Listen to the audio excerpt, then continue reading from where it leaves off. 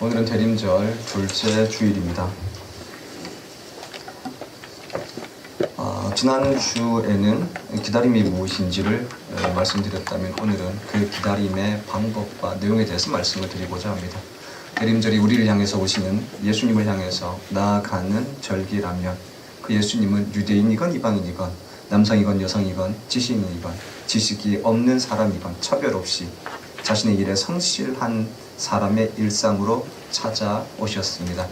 기다림이란 약속을 향해서 약속의 당사자가 함께 나아가는 것이라 말씀드렸습니다. 이 점에서 대림절이란 우리를 향해 오시는 하나님을 향해서 우리 역시 신실하게 나아가는 시간이라고 할 수 있습니다. 때문에 잘 믿는다는 것이 잘 기다리는 것이고, 이 점에서 대림절은 우리의 신앙의 핵심, 기다림이 되어지지 않겠습니까? 문제는 어떻게 기다리느냐입니다.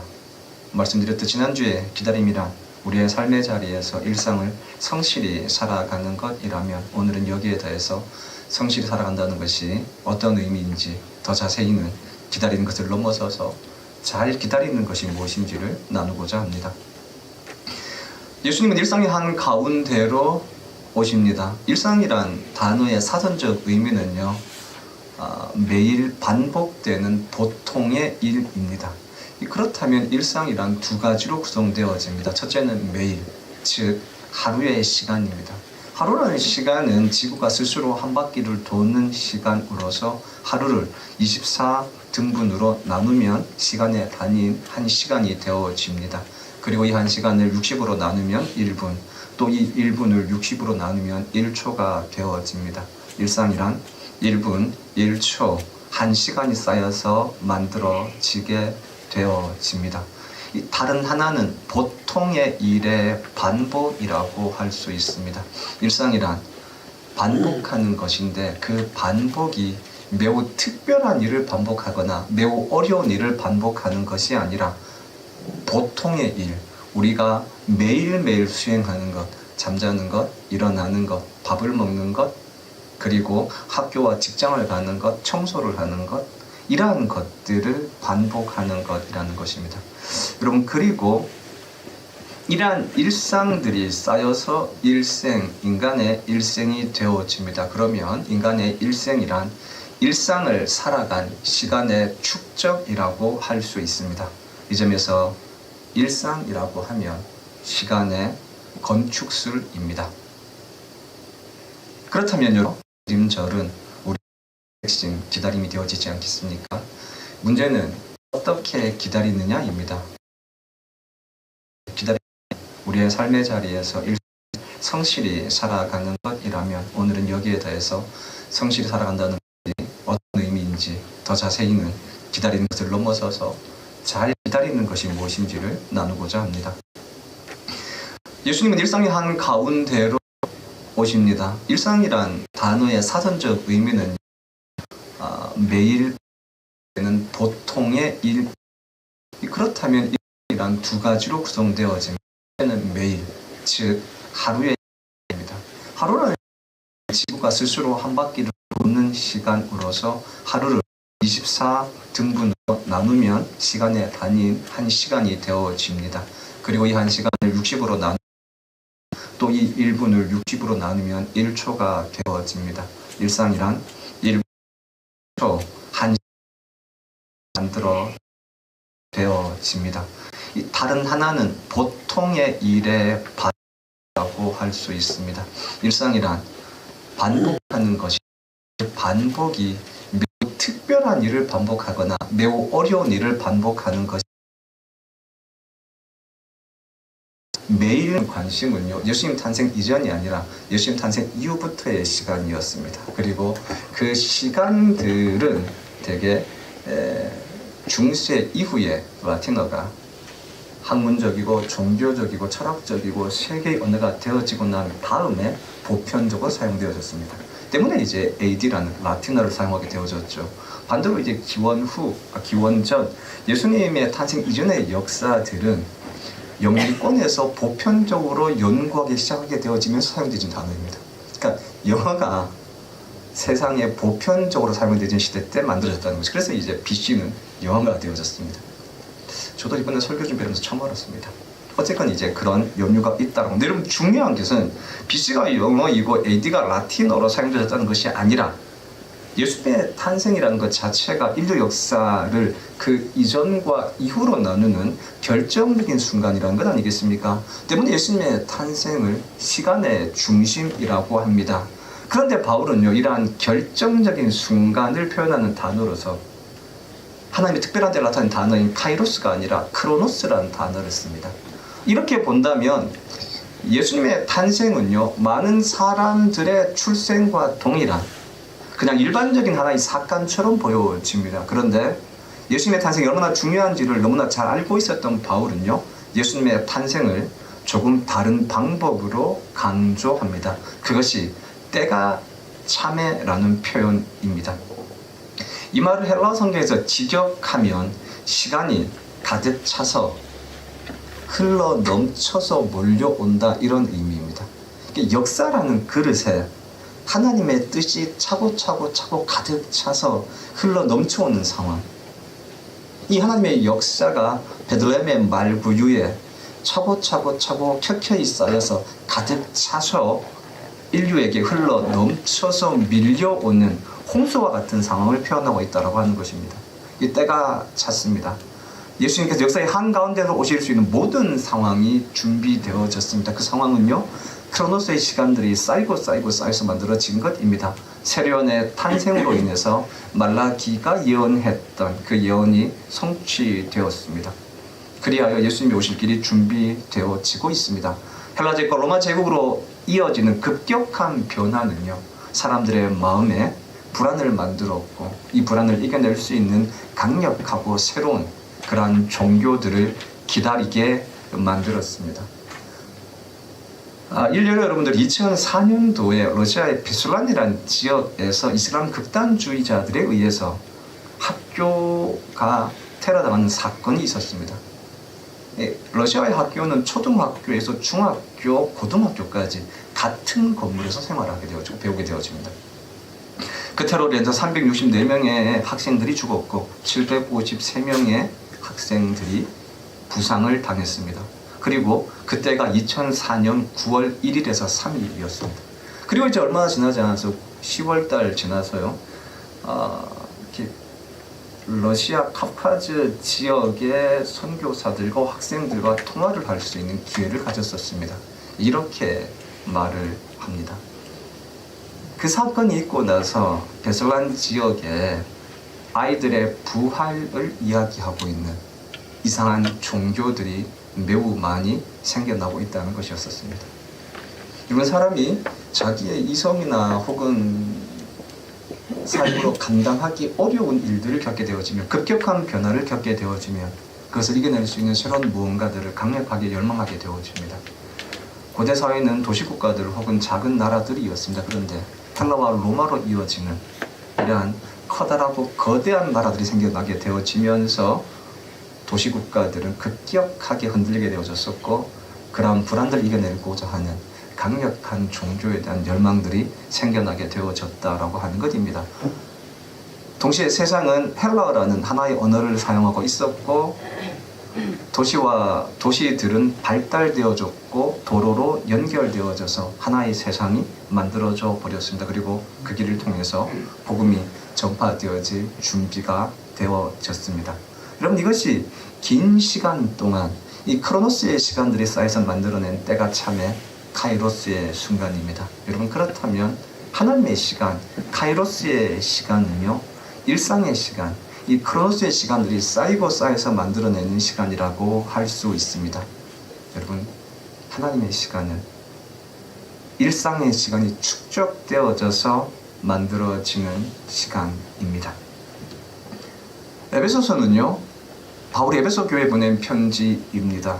그리고 그 내용은 교회의 정체성과 그리스도인의 삶의 방식에 대한 것들입니다. 바울은 성도의 정체성을 하나님의 자녀라고 정의하고, 그리스도인들은 세상과 또 이 세상 안에서 하나님의 사랑을 증거하는 존재라고 이야기합니다. 그것이 에베소 1장에서 3장의 주요한 내용일 것입니다.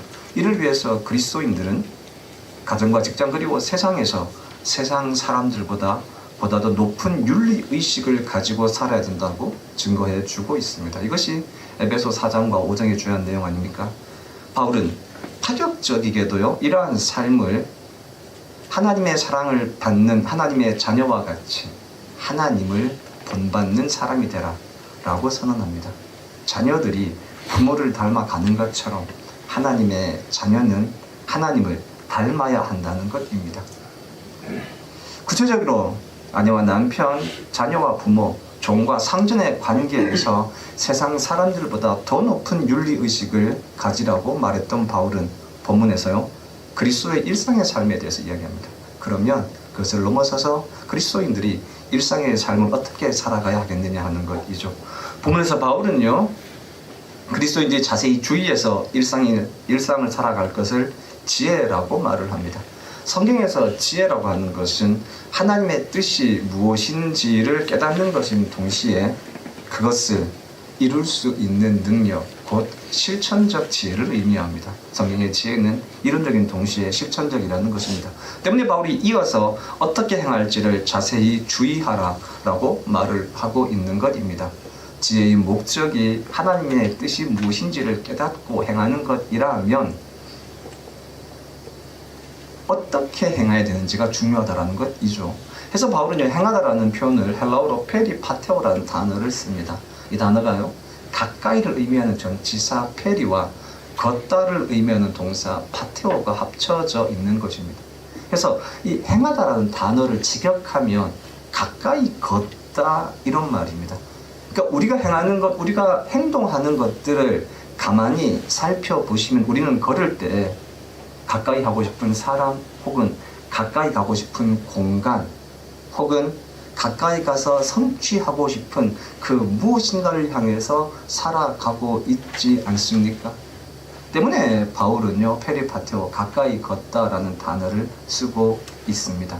동시에 예수님께서도 내 보물이 있는 곳에 내 마음이 있다라고 말씀하셨던 것처럼 우리의 발걸음은 주로 우리의 마음이 있는 곳으로 움직이고 있다라고 하는 것입니다. 때문에 영어 성경은요, 이 단어를요, 걷다를 의미하는 워크라는 단어로 번역했습니다. 우리의 삶은 어디론가를 향해서 걸어가고 있습니다. 우리의 걸음의 방향은 우리가 가까이 있고 싶은, 그리고 가까이 가고 싶은 그러한 중심을 향해서 가고 있다고 하는 것입니다. 그럼 그렇다면 우리의 삶이 어느 곳을 향하여 가고 있는지를 확인해 볼 수 있는 방법이 있지 않겠습니까? 그것은 성경에 하는 것은 하나님이 무엇인지 점검해 보면 우리의 걸음을, 우리의 삶의 방향을 알아볼 수 있을 것 같습니다. 예를 들어 봅시다. 학생들의 걸음은요, 인터넷 카페, 소위 PC방이라고 말하는 곳이죠. 이러한 공간이나 다른 어떤 곳이 아니라 학교를 향해야 할 것입니다. 일반인들은 직장이나 집, 이러한 곳들을 향해야 될 것 아닙니까? 여러분, 이처럼 우리의 마음이 있는 곳은 우리가 머무는 공간, 그리고 가장 많은 시간을 머무는 공간을 보면 알게 되어집니다. 그래서 바울은 우리가 바른 방향으로 걷기 위해서 그럼 무엇이 필요한가라고 했을 때요, 세월을 아끼라라고 합니다. 여러분, 흥미로운 것은요, 세월이라는 단어입니다. 이 세월이라고 한다면 일반적인 시간, 일상의 시간을 의미해야 되지 않겠습니까? 그렇다면 이것은 헬라어로요, 크로노스라는 단어를 써야 됩니다. 그런데 헬라어 원어로 보시면요, 이 시간은 하나님의 시간을 의미하는 카이로스라는 단어를 씁니다.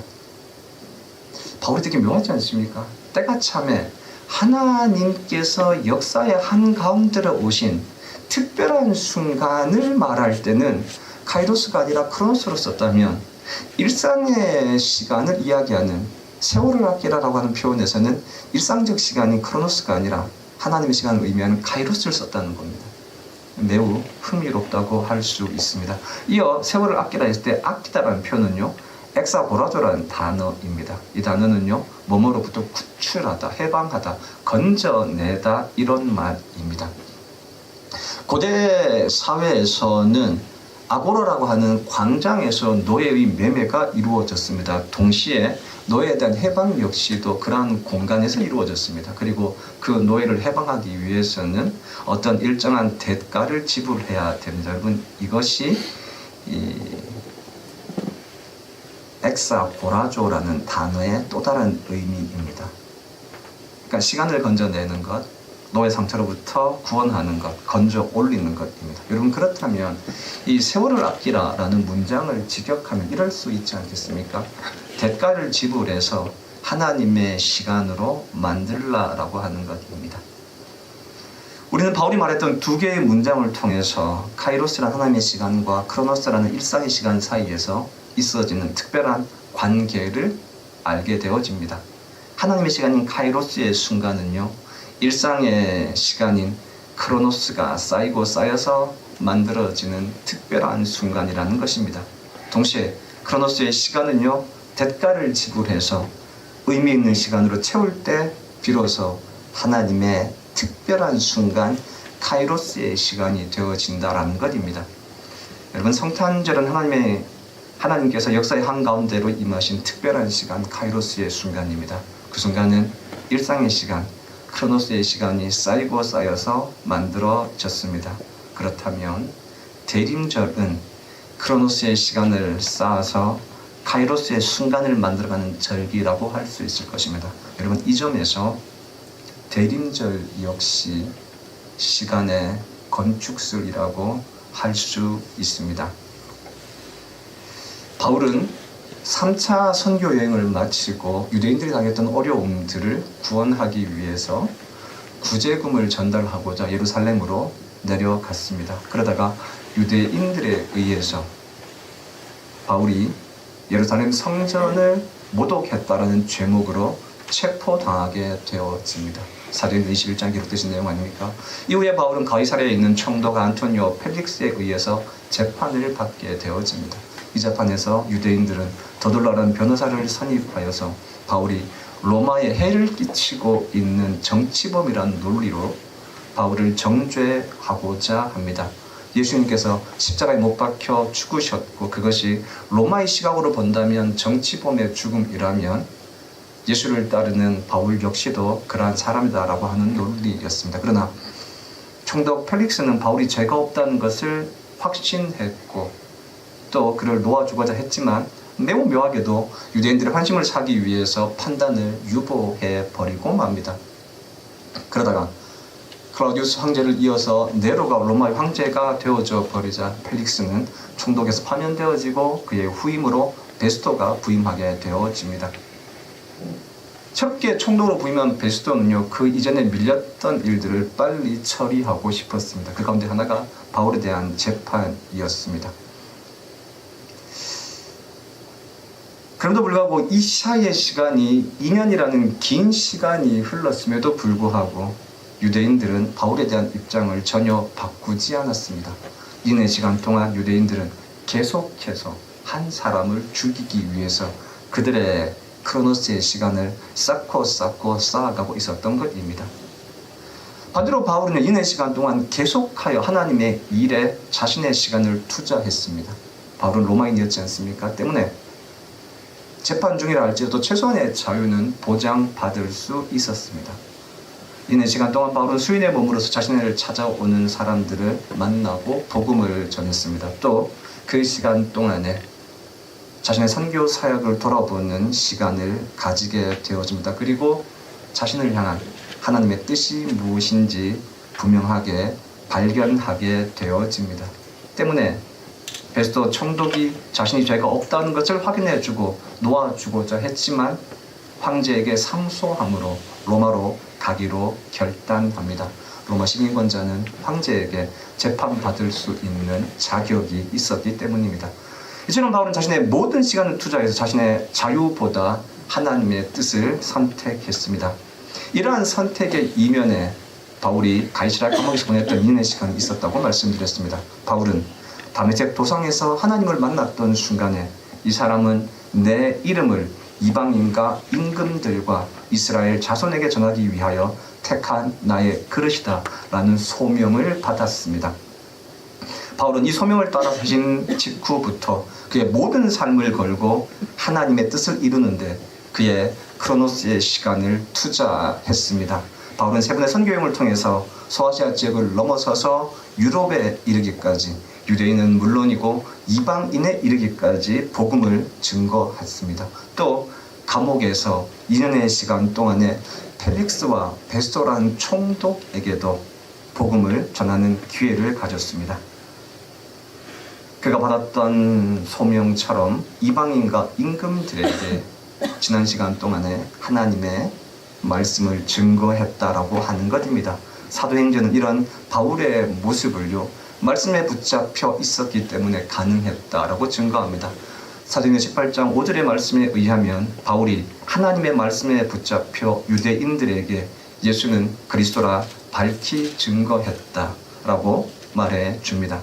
흥미로운 것은 말씀에 붙잡혔다라고 하는 것입니다. 우린 흔히 바울이 성령님께서 다메섹 체험 이후에 바울을 잡으시고 강력하게 운행하시고 역사하셔서 바울이 그의 의지나 마음 없이 로봇처럼 미친 듯이 복음을 증거했다라고 생각하는 경우가 있고, 또 그러한 것이 말씀에 붙잡혔다라고 생각하는 경향이 있습니다. 여러분, 그러나 붙잡히다라는 단어를 헬라어로 보시면 쉼, 에코라는 단어를 씁니다.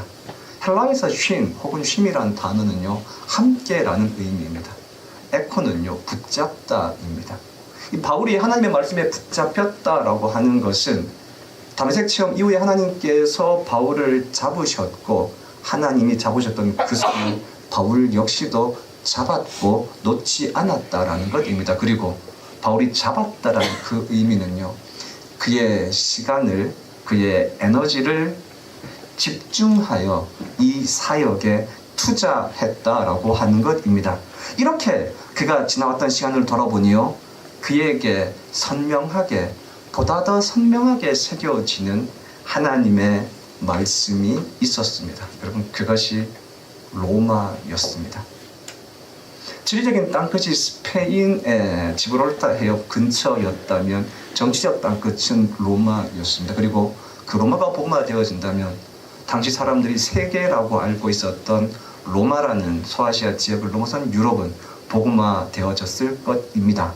때문에 바울은 자신을 향한 하나님의 또 다른 계획이 로마라는 것을 확신했습니다. 여러분, 그런데 문제는요, 자신을 죽이기 위해서 먹지도 않고 마시지도 않겠다고 약속했던 유대인들이 무려 40명이나 되어진다라고 하는 것입니다.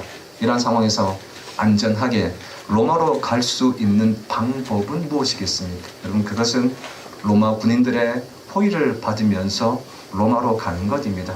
그리고 그 방법은 로마의 황제에게 재판을 받는 것 말고는 바울에게는 선택의 여지가 없었습니다. 때문에 바울은 가이사에게 상소함으로 다시 한번 그의 일상을, 크로노스의 시간을 투자하기로 결단합니다. 이처럼 바울은 전적으로 자신의 크로노스의 시간을 하나님의 뜻에 투자함으로 결국 카이로스의 시간을 만들어 내게 되어집니다. 이렇게 하여 발견한 카이로스가 로마였기 때문에 바울은 다시 자신의 크로노스를 투자하여 카이로스를 만들어 가고 있는 것입니다. 여러분, 대림절은 일상 크로노스의 시간으로 만들어가는 하나님의 시간, 카이로스입니다. 더 정확히는 카이로스를 만들어가는 크로노스라는 시간의 건축술이라고 할 수 있습니다. 하나님의 시간은요, 하나님의 뜻에 투자하는 시간을 통해서 만들어집니다. 이것이 바울이 말했던 엑사코라죠. 기회를, 시간을 건져내라, 구원해내라 라는 의미입니다. 여기에 우리가 일상을 신실하게 살아야 할 이유가 있습니다. 우리는 하나님은 전능하신 분으로서 인간의 어떠한 참여 없이도 당신의 역사를 만들어 가실 수 있는 분이라는 것을 믿습니다. 사실입니다. 저도 하나님이 그러한 분이심을 믿습니다. 여러분, 그러나 우리가 기억해야 할 또 다른 사실이 있습니다. 그 하나님은 인간을 만드신 이후 단 한 번도 당신의 일을 이루어 가심에 있어서 우리 없이 만들어 가신 적이 없으시다라고 하는 것입니다. 정확히 말씀드리면 우리의 카이로스를 향한 크로노스의 투자를 통해서 당신의 뜻을 이루어 가신다라고 하는 것입니다. 하나님의 시간, 카이로스의 시간, 이 점에서 새로움의 시간이라고 할 수 있습니다. 대림절 역시 우리가 대림절을 이렇게 보내게 되어진다면 우리의 인생이 새로워지는 시간이 되어집니다.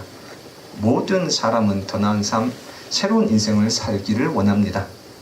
카이로스의 순간을 맞이하고 싶어 한다는 것입니다. 여러분, 그러나 새로운 삶은 한순간의 약속이나 결단으로 이루어지지 않습니다. 새로운 삶이란 일상의 시간, 크로노스의 시간을 카이로스를 향해서 투자할 때에만 가능해집니다. 이것이 바울이 말한 세월을 아끼는 것, 시간을 구원하는 것, 때가 참에 바로 그것의 의미라고 할 수 있습니다. 그리고 바로 이것이 우리가 대림절을 믿음으로 살아가는 이유가 되어질 것입니다. 이 설교를 준비하고요, 원고를 만들고 나서 가끔씩 내가 만든 설교문들을 점검해 볼 때가 있습니다. 여러분, AI 프로그램 가운데 챗GPT라고 아시죠? 이 챗GPT의 서브 타이틀에요, 설교 평가라는 게 있어요. 제가 제 모든 텍스트를 거기에 딱 넣어서 평가를 해봐요. 그러면 10가지 항목을 평가를 쭉 해줘요. 한 10개쯤을 하면요, 매번 공통되어진 평가가 있어요. 근데 여기 이게 장점이 있어요. 되게 샤프하게 평가하거든요. 10개 항목이 있어서 기분이 안 나빠요. 왜냐하면 AI잖아요. 감정이 없잖아요. 매우 객관적으로 해줘요. 그래서 첫째는 기분이 안 나빠요. 둘째는 매우 객관적인데 비슷한 평가를 늘상 해요. 아마도 여러분들이 느끼시는 평가랑 비슷할 것 같아요. 이런 내용입니다. 이렇게 논리적으로나 흐름상으로는 이렇게 높은 점수를 줘요. 근데 늘상 낮은 점수를 받는 게요, 이런 겁니다. 역사적 배경이나 신학적 내용이 많을 수가 있습니다. 듣는 사람들이 재미없거나 흥미가 떨어질 수 있습니다. 그렇죠? 미안합니다. 이게 살짝 먹물근성이라고 하는 것 같아요. 근데 이런 게 없으면 논리가 잘 안 맞는다고 생각하는 경향이에요. 두 번째로는 이런 게 있습니다. 보다 더 실천적인 내용들을 첨가하면 좋습니다, 이렇게 얘기를 해요. 충분히 공감하는데 그걸 못하는 이유가 있어요. 예수님께서 대부분의 가르침 이렇게 말씀하세요. 가서 너도 이와 같이 하라. 그러니까 여러분, 저는 이렇게 생각하는 겁니다. 설교라고 하는 것은요, 종교라고 하는 것은 그 어떤 상황에서도 강요해서는 안 되는 겁니다.